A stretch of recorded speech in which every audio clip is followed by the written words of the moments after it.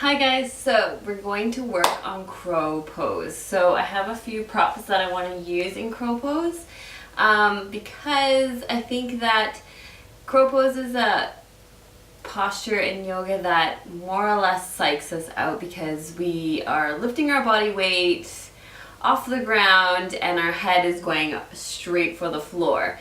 So when you're aiming your head straight for the floor, obviously there's a lot of stuff that you don't want to fall and hurt your head. So one of the best ways to kind of get over that fear is just to have props to help you out, like a pillow. So if you want to practice at home crow with a pillow, that's totally a way easier way to learn because then it's a softer landing if you do fall on your head, or a bolster if you have a bolster at home. I'm pretty sure not all yogis have a bolster at home, but if you're in a studio, bring a bolster to your mat if the teacher goes into crow pose and you always know they go into crow pose, and when you do know it's about that time, grab your bolster and pull it out in front of you and practice that way. There's no harm in using props. It's one of the things that we recommend in our practice, so always have your props beside you in class ready to go. So for this one that we'll start out with, I'll actually start out with a pillow. And I will just set myself up. So in crow pose, in my class, I teach it as feet together, knees together, and you come into chair pose. You bring your hands to your heart. You come up onto your tippy toes. So the tippy toe part is important. Then you open your knees up, and then you, with wide fingers, you grip the mat.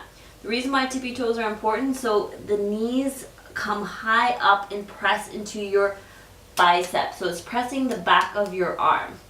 So move your pillow so that it has the ability to catch your head when you start leaning forward. So just lean forward. I don't want you to lift off your feet.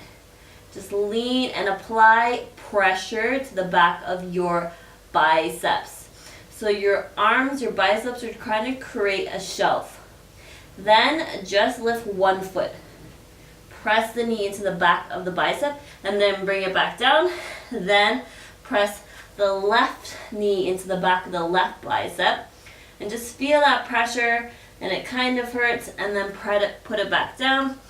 Then release your tippy toes, fold in, take a breath, and again, wide fingers, grip the mat, lift those tippy toes up again, press the knees.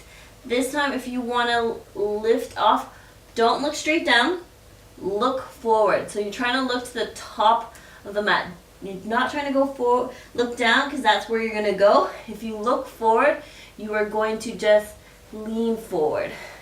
So look forward, look forward, look forward, look forward. Squeeze your toes will help trigger for you to activate your whole body instead of just like collapsing.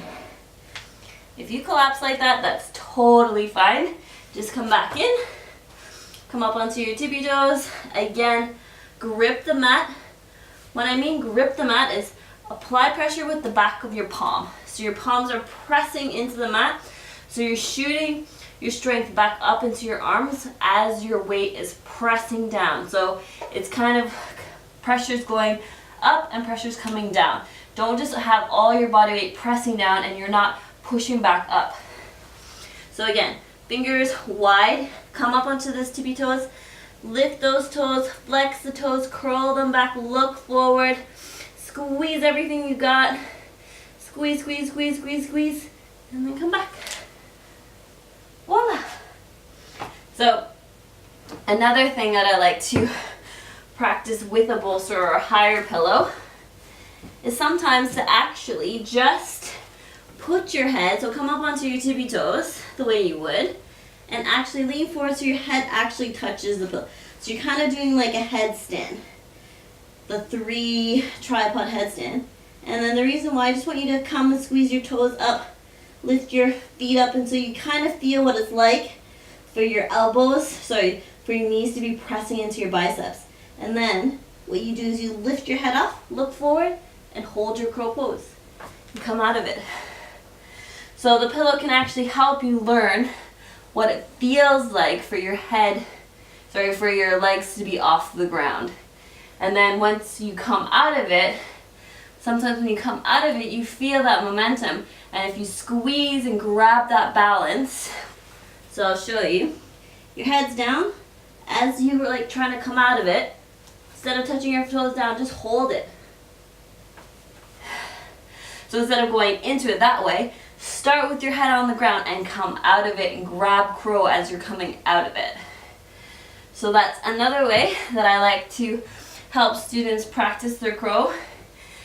I see a lot of people starting crow by squeezing their knees on the outside of their arms. It's an easier way, especially if people have long legs, for people to just get a taste of how you get into crow. So they're squeezing the knees on the outside. If that's how you want to practice, just getting the body off the ground, go for it. There's no reason or rhyme. Eventually, we want to practice so that the backs of your biceps are pressing into your knees. But we all got to start somewhere, so if that's how you're starting, awesome. Why don't you try progressing to the next point where you're pressing the knees instead of the outsides of your arms, you're pressing in the back of your biceps. Then the other way to practice, if you want to get a little bit more advanced with getting the knees up higher into your arms, use 2 blocks. Again, fingers are nice and wide. When you come into it, see how your knees are already super high up into your arms. So you're leaning, looking forward. I'm not looking straight down, I'm looking forward. And then I'm pressing my knees into the backs of my arms. This also helps if you want to get into crane, where you're straightening your arms as well.